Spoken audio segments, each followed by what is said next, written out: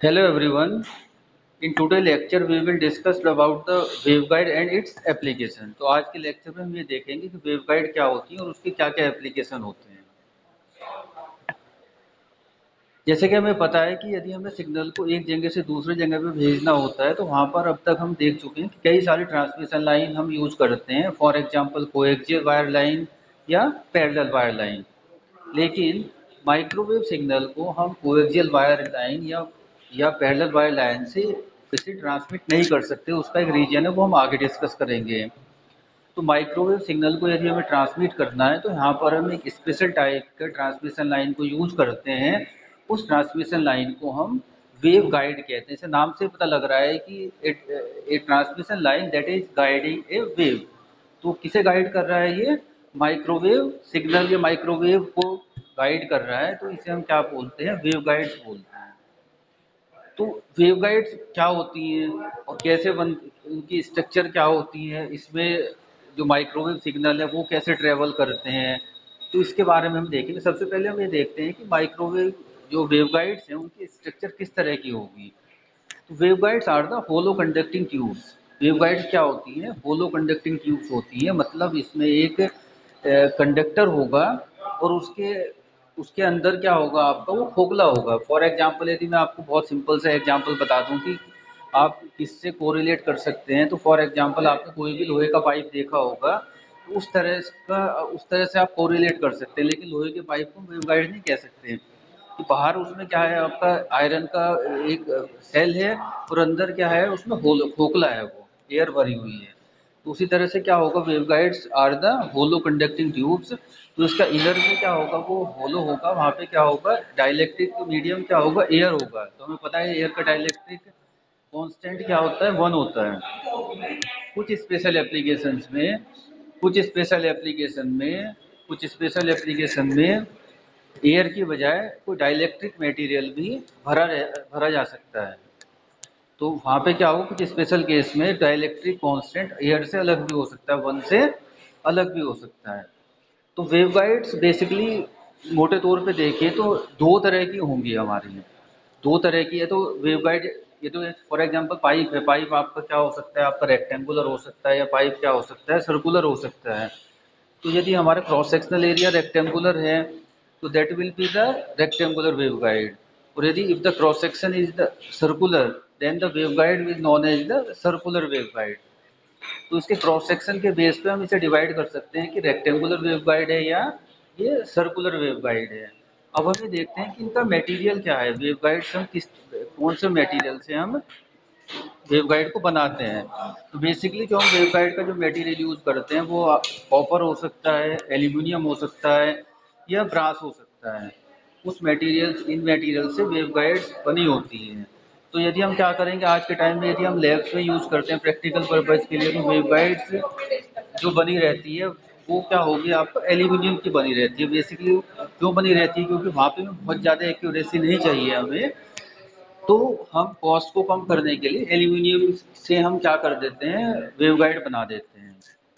और अब जब वेवगाइड्स में जो डाटा का ट्रांसमिशन कैसे होगा, एक जगह से दूसरी जगह कैसे होगा, अब ये देखते हैं हम। अब वेवगाइड में डाटा का ट्रांसमिशन होगा रिफ्लेक्शन के थ्रू। क्योंकि यहाँ पर क्या है, हमें पता है अब तक यदि हम डाटा को कहीं भी सिग्नल को ट्रांसमिट करना चाह रहे थे किसी कन्वेंशनल ट्रांसमिशन लाइन से, तो वहाँ पर हमेशा दो कंडक्टर होते थे।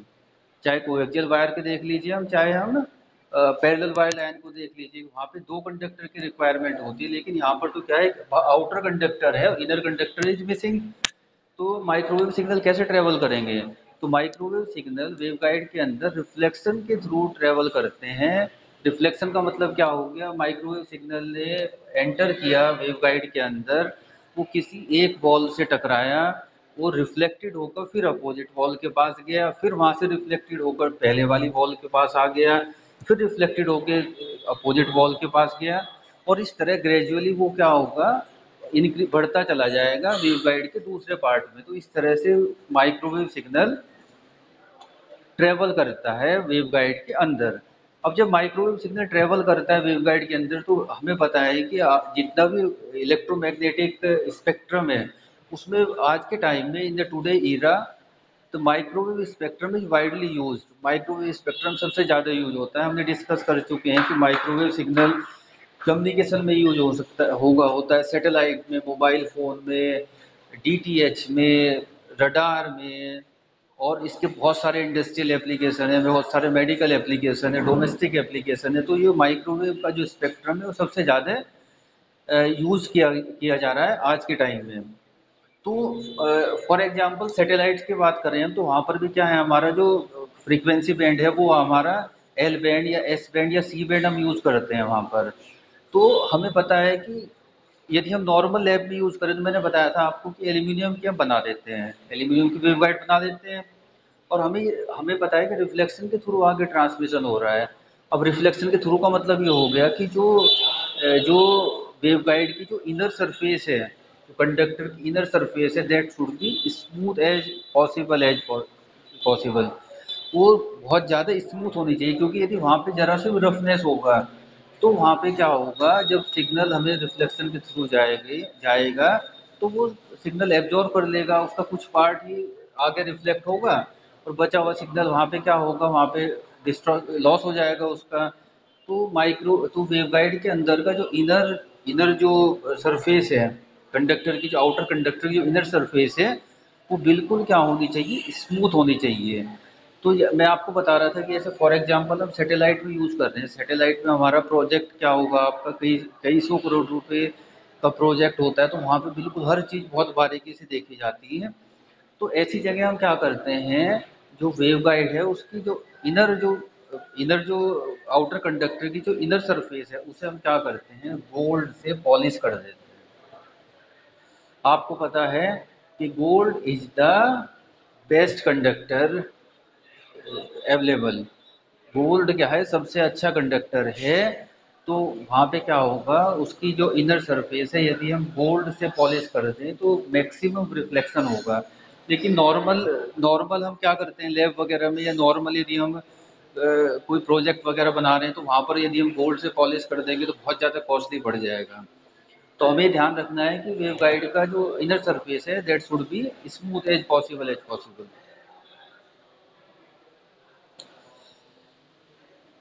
अब हमें ये हमने देख लिया कि वेवगाइड क्या होगी, हमारी दो तरह की हो सकती है, रेक्टेंगुलर वेवगाइड हो सकती है और सर्कुलर वेवगाइड हो सकती है। अब सबसे पहले बात करें हम रेक्टेंगुलर वेवगाइड के, नाम से पता लग रहा है कि रेक्टेंगुलर वेवगाइड का जो जो आपका क्रॉस सेक्शन होगा वो क्या होगा, रेक्टेंगुलर होगा। इसमें एक वाइड दो क्या होंगे, इसमें इसके क्रॉस सेक्शन में क्या होंगी, दो साइड होंगी, तो वाइडर साइड होगी, इसे ब्रेड बोल सकते हैं, या एक हाइट हाइट होगी, जिससे जो क्या होगी हमारी जिसे हम क्या जो क्या होगी, जिसकी जो डायमेंशन होगी, that will be less as compare to the breadth, उसे हम हाइट बोल सकते हैं।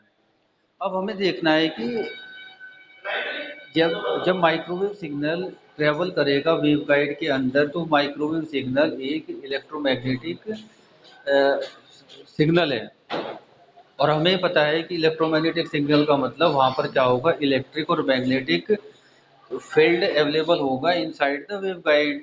तो वहाँ पे इलेक्ट्रिक फील्ड का पैटर्न बनेगा और मैग्नेटिक फील्ड का पैटर्न बनेगा। तो किसी भी वेवगाइड के अंदर एक होता है मोड, कि उसके अंदर कौन कौन से इलेक्ट्रिक फील्ड और मैग्नेटिक फील्ड का पैटर्न ट्रेवल करेगा। तो यदि हम आइडियली बात करें तो there are infinite number of the modes, infinite number of mode क्या है, ट्रेवल कर सकते हैं वेवगाइड के अंदर किसी एक सिग्नल के।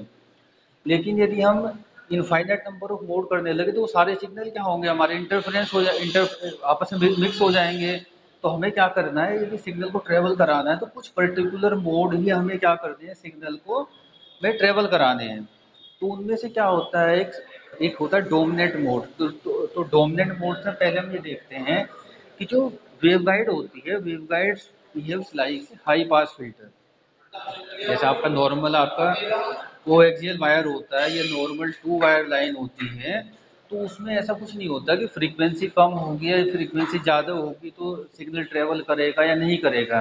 लेकिन वेवगाइड के अंदर ये वेवगाइड की प्रॉपर्टी है कि waveguide is a high pass filter, नाम से पता लग रहा है कि मतलब वेवगाइड क्या होगा, आपने कोई वेवगाइड डिजाइन करी हो, किसके ऊपर करेगी डिजाइन, वेवगाइड की डायमेंशन के ऊपर उसके डिजाइन डिपेंड करेगा। यदि वेवगाइड की डायमेंशन को, ब्रेथ और हाइट की डायमेंशन को आप चेंज कर दोगे तो उसका डिजाइन चेंज हो जाएगा। तो हर वेवगाइड की क्या होगा, एक कट ऑफ फ्रीक्वेंसी होगी, और यदि जो सिग्नल आप उसमें ट्रेवल कराना चाह रहे हैं, यदि उसकी फ्रीक्वेंसी वेवगाइड की कट ऑफ फ्रीक्वेंसी से ज़्यादा होगी तो ही वो सिग्नल वहाँ उस वेवगाइड में ट्रेवल कर पाएगा। तो इसे हम क्या बोलते हैं, कट ऑफ फ्रीक्वेंसी। इसे हम क्या बोल सकते हैं, हम ये कह सकते हैं कि cut off frequency is the lowest frequency that can be propagate inside the waveguide.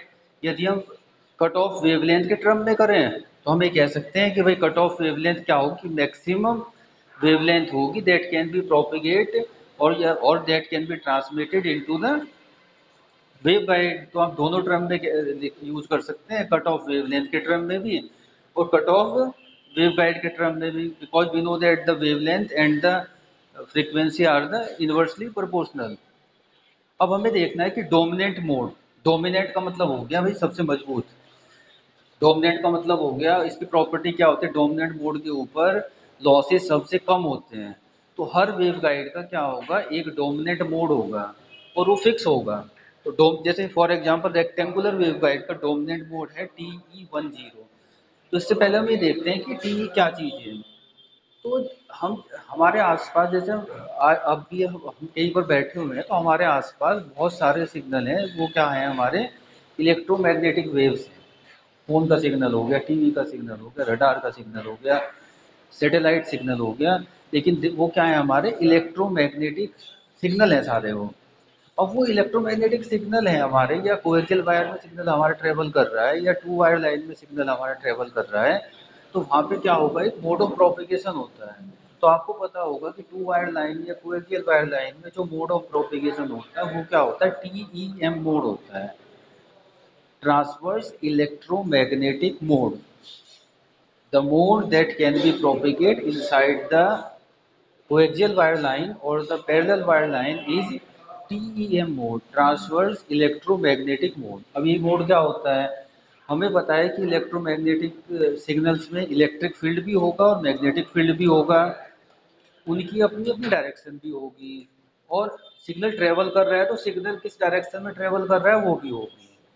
तो टीई मोड की प्रॉपर्टी क्या होगी, टीई मोड में क्या होगा, जो इलेक्ट्रिक फील्ड है की डायरेक्शन, मैग्नेटिक फील्ड की डायरेक्शन, और जो वेव प्रोपेगेट कर रही है, जिस डायरेक्शन में वेव प्रोपेगेट कर रही है वो, these all are mutually perpendicular. ये सारे क्या होंगे, एक दूसरे के 90 डिग्री पे होंगे। तो इस मोड को हम क्या कहेंगे, TEM मोड कहेंगे। लेकिन TEM mode is not possible inside the waveguide. TEM mode कभी भी वेवगाइड में पॉसिबल नहीं होगा। क्यों नहीं होगा, क्योंकि TEM मोड के लिए हमेशा दो कंडक्टर की जरूरत पड़ेगी और हमारे पास वेवगाइड है जहाँ पर there are only one conductor. तो कभी भी TEM मोड है वो वेवगाइड के अंदर ट्रेवल नहीं करेगा। वो क्यों नहीं, उसका रीजन क्या है, फॉर एग्जांपल आप एम्पियर्स लॉ को देखोगे, कहीं पर आपका क्या है, कोई एक वायर है उसके चारों तरफ यदि हमारा इलेक्ट्रिक फील्ड, हमारा वेरिएशन, मैग्नेटिक फील्ड का वेरिएशन हो रहा है, तो उस वायर के अंदर क्या होगा, एक इलेक्ट्रिक फील्ड जनरेट हो जाएगा। लेकिन यहाँ पर हमारा वेवगाइड के अंदर इधर कंडक्टर तो है ही नहीं, तो इसका मतलब यहाँ पे क्या होगा, वेवगाइड में क्या होगा, कभी भी TEM मोड प्रोपिगेट नहीं करेगा। तो वेवगाइड के अंदर दो मोड प्रोपिगेट कर सकते हैं, एक हो गया आपका TE मोड, दूसरा क्या हो गया आपका TM मोड। एक को हम क्या बोलते हैं, ट्रांसवर्स इलेक्ट्रिक मोड, दूसरा हो गया ट्रांसवर्स मैग्नेटिक मोड। अब हम देखते हैं कि भाई ये ट्रांसवर्स इलेक्ट्रिक और ट्रांसवर्स मैग्नेटिक मोड होते क्या हैं। पहले हम देखेंगे TE mode, transverse electric mode. तो हमें ये तो पता लग गया कि हमारा वेव ट्रेवल करेगी तो इलेक्ट्रिक फील्ड की डायरेक्शन होगी, मैग्नेटिक फील्ड की डायरेक्शन होगी, डायरेक्शन ऑफ प्रोपिगेशन होगा। तो टी मोड क्या होगा, ट्रांसवर्स इलेक्ट्रिक मोड का मतलब होगा कि there is no electric field component in the direction of the propagation. यदि हमारी वेव गाइड वेव ट्रेवल कर रही है वाई डायरेक्शन में, तो वाई डायरेक्शन में कोई भी इलेक्ट्रिक फील्ड का कंपोनेंट नहीं होगा। तो इस तरह के मोड को हम क्या कहेंगे, TE मोड कहेंगे। टीएम मोड क्या होगा, there is no magnetic field component in the direction of the propagation. यदि जिस तरफ वेव ट्रेवल कर रही है उस डायरेक्शन में कोई भी मैग्नेटिक फील्ड का कंपोनेंट नहीं होगा, तो ये क्या हो गया हमारा टीएम मोड। तो टी और टीएम मोड हमारा ट्रेवल कर सकता है वेव गाइड के अंदर, इसके अलावा कोई दूसरा मोड ट्रेवल नहीं करेगा। अब यहाँ पर क्या TE10 या TE12 ये क्या चीज़ है, ये सबस्क्रिप्ट में रहते हैं। बेसिकली क्या हो गया हमारा, जैसे फॉर एग्जांपल मैं कह रहा हूँ dominant mode of the rectangular wave guide is TE10। तो डोमिनेंट का मतलब हो गया the mode which has the lowest cut off frequency. ऐसा मोड जिसकी फ्रीक्वेंसी सबसे कम, लोएस्ट कट ऑफ फ्रीक्वेंसी सबसे कम होगी। क्योंकि मैंने बताया कि ideally there are infinite number of the mode, तो हमने उसमें सुटेबल मोड देखना है कि जिस मोड पे हम क्या कर सकें, सिग्नल को ट्रेवल करा सके। तो वो क्या होगा, डोमिनेंट मोड होगा। तो डोमिनेंट मोड की डेफिनेशन होगी आपकी the mode which has the lowest cut off frequency. तो यहाँ पर 10 लिखा हुआ है, तो 10 बेसिकली क्या है, ये आपके 10 को है एम और एन से रिप्रेजेंट कर सकते हैं। ये रिप्रेजेंट कर रहे हैं हमारी नंबर ऑफ, यदि हम टीई मोड की बात करें, number of half cycle in the wider direction, breadth में कितनी इलेक्ट्रिक फील्ड की कितनी हाफ साइकिल उस वेव गाइड की जो चौड़ाई थी उसके अंदर करी, वो काउंट करी हमने। जैसे TE10 में वो जीरो, TE10 में वो 1 हो गया, और जीरो क्या हो गया हमारा। अब दो दो ही उसमें क्या डायमेंशन है, एक तो क्या हो गया ब्रेथ हो गया, दूसरा क्या हो गया उसकी हाइट हो गया, ठीक है ना। एक तो वाइडर डायरेक्शन होगी, दूसरी क्या होगी हमारी शॉर्टर डायरेक्शन होगी। तो दूसरा क्या हो गया, एन रिप्रेजेंट करेगा हमारा number of half cycle of electric field in the shorter direction और इन द हाइट। तो इस तरह से हम क्या निकाल सकते हैं, बहुत सारे हमारे क्या होंगे मोड होंगे। TE12 हो सकता है, TE32 हो सकता है। तो रेक्टेंगुलर वेव गाइड में हमारा TE10 मोड प्रोपिगेट करता है, डोमिनेंट मोड है TE10 मोड। अब उस तरह यदि हम सर्कुलर वेव गाइड की बात करें, तो सर्कुलर वेव गाइड का जो क्रॉस सेक्शन होगा वो क्या होगा, सर्कुलर होगा। सर्कुलर जो वेव गाइड है उसका जो डोमिनेंट मोड होगा that will be TE11, the highest possible bandwidth allowing only a single mode to propagate. अब ये मैं आपको बता चुका कि भाई टाइप ऑफ मोड्स क्या होते हैं। टाइप ऑफ मोड्स आपका TE मोड हो गया, TM मोड हो गया और TEM मोड हो गया।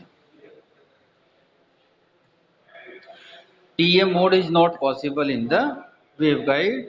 Both electric and magnetic field are perpendicular to the direction of propagation. अब यदि हम बात करें रेक्टेंगुलर वेव गाइड की कट ऑफ वेवलेंथ की देखें, तो TE10 की जो कट ऑफ वेवलेंथ होगी दैट विल बी 2A। ए क्या है यहाँ पर, ए और बी क्या है हमारी dimension of the wave guide है। ए क्या है उसकी ब्रेड्थ है और बी क्या है उसकी हाइट है। तो डोमिनेंट मोड है हमारा TE10, तो उस पर कट ऑफ वेवलेंथ होगी 2A। TE11 या TM11 पे होगी 2AB upon under the root A² plus B. TE20 पे होगी A, TE01 पे होगी 2B। इसी तरह से हम क्या निकाल सकते हैं, कट ऑफ फ्रीक्वेंसी निकाल सकते हैं। सिमिलरली सर्कुलर वेव गाइड में क्या होगा, एक ही डायमेंशन होगी, उसमें डायमीटर होगा या रेडियस होगा, क्योंकि उसकी क्रॉस सेक्शन क्या है, सर्कुलर है।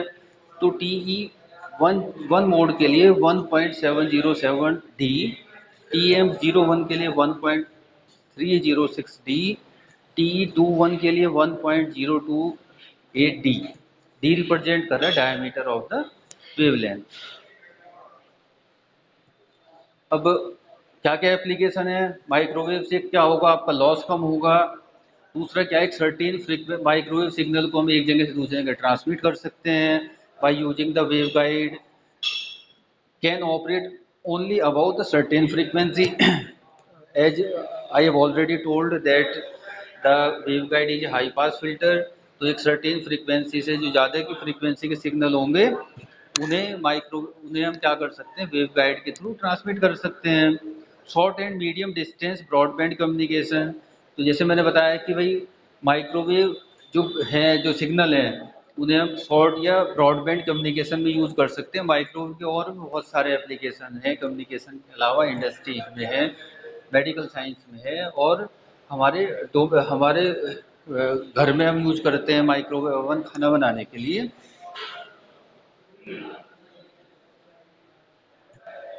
Today lecture it is over. Thank you.